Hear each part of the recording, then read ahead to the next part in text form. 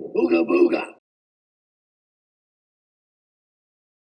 With the release of the third episode of The Acolyte, it would seem a large amount of viewership has dropped off because, well, this episode was, I guess, the last straw. But is the reaction overblown or deserved? The episode starts off with an establishing shot of Brendock, Osha and May's homeworld. And yes, this episode is a flashback. We're introduced to a young Osha seeking solitude under a big yellow tree. May shows up, but Osha wants to be left alone, not for any particular reason, she just wants to be alone. May, for reasons, decides to force hold a space bird, which Osha doesn't like. The girls then decide to head back to their home. We'll find out later that this community is actually a coven of witches, wherein they're intercepted by Mother Coral, who is apparently super pissed that these two girls have been wandering loose. Apparently it isn't safe for these two. As they turn to head back to the village, a young soul is hiding amidst the trees, and he looks super concerned about these girls. They head off back to their Dr. Evil lair, and immediately it's clear there are no men in this village. It's here we're introduced to Osha and May's mother, Mother Anastasia, who instead of disciplining the girls for their behavior, she decides to give them sweets, much to the chagrin of Coral. Later on, the twins are attending a lesson being taught by their mother. According to Anastasia, the force isn't something wielded, but pulled, which gives way to the thread, the coven's understanding of the force. After telling everyone the thread can't be wielded, Anastasia wields it to push an attending student. Okay, weird. She then goes on to say that the power of two will always be greater than the power of one. To highlight this, another student is added to the mix, wherein, again, Anastasia is able to push the two back almost with the same ease as before. Anyone else getting a feeling Anastasia shouldn't be teaching? While all this is going on, Osha and May are bickering. Osha, being the free spirit she is, just isn't that interested in all this witch stuff. Anastasia gets fed up with them and pushes them both to the ground, telling them that their enemies won't wait. The witches are then alerted to something and send the girls to their room. There's creaking in the bowels of Dr. Evil's lair. Okay. So we're in the girls' room, where Osha tells her mom she doesn't want to be a witch. She doesn't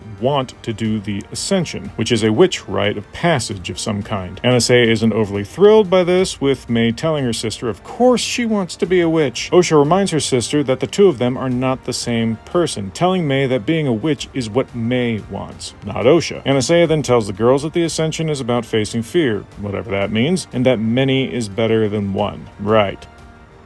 Anastasia tells Osha and May that the galaxy isn't friendly to women like them, and that Osha only feels the way she does because she's young. That night, Osha and May are getting ready for the Ascension, with Osha asking her sister if she ever wondered what was beyond Brendock. May responds saying no, because she has everything she wants here. Of course, the two girls have to bicker throughout this scene, as sisters do, with Osha telling May they aren't the same, and that the only reason it feels they are the same is because they're the only children in the coven. Excellent observation, young Osha. And now we come to the creepy Ascension ceremony, complete with chanting and almost orgasmic moaning. This is exactly where I'd want my kids to be. When Anastasia addresses the coven, she tells them this is the first time they've performed this ritual since their exile, so they were driven out from their previous home. Interesting. The lead witch also tells the coven that their powers are considered dark and unnatural.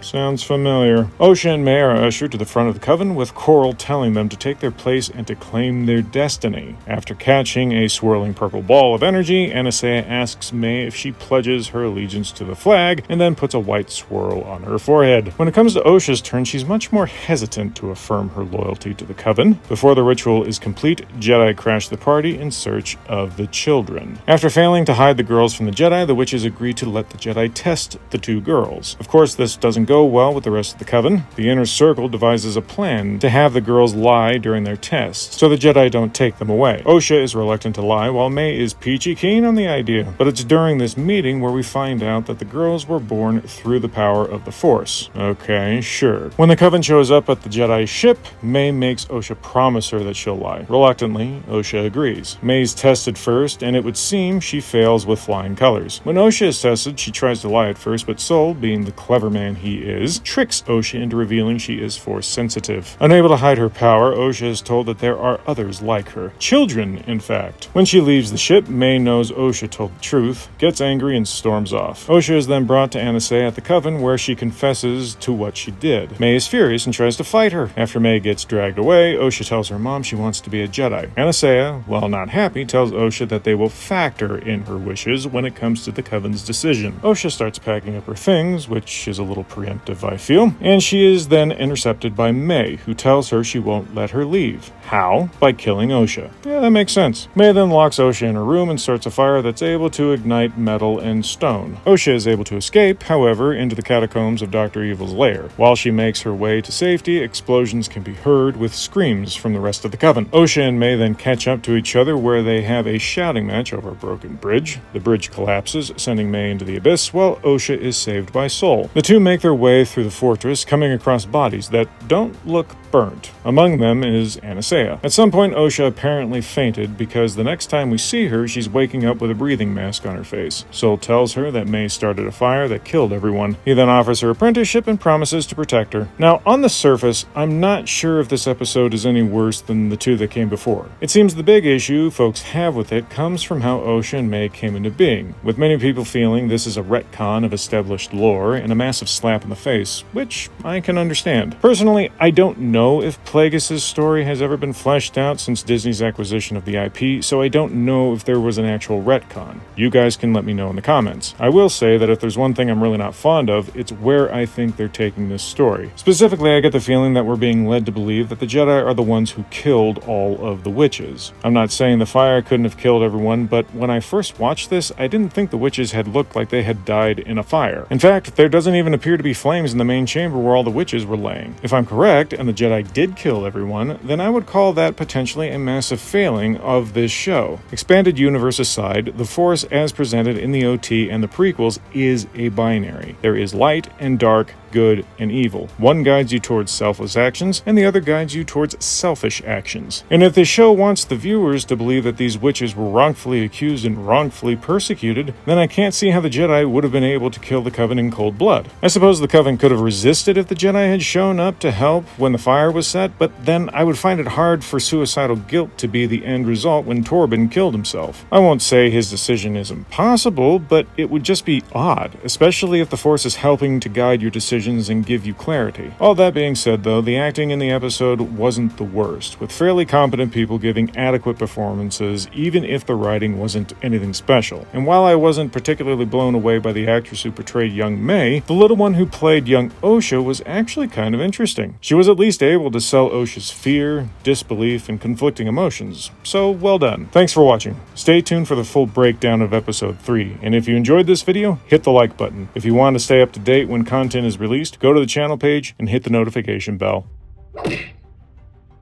Booga booga.